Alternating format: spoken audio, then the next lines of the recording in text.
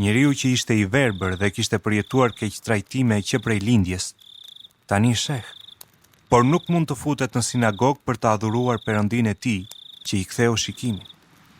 Me sa duket, vuajtja e tij nuk mbaroi me shërimin e tij. Kjo gjë nuk ju duket e drejtë apo jo? Jo, Jezus, nuk është e drejtë. Dhe prap Perëndia u përlëvdua sot, apo jo? Dikush rifitoi shikimin, qindra njerëz folën për këtë, dhe ai njeri vetë dëshmoi për këtë para autoriteteve fetare. Po të mos ishte ky nga Perëndia, nuk do të mund të bënte asgjë. Ka ende shumë punë për të bërë, burra. Unë duhet i kryej veprat e atij që më ka dërguar sa është ditë. Vjen nata kur askush nuk mund të veprojë.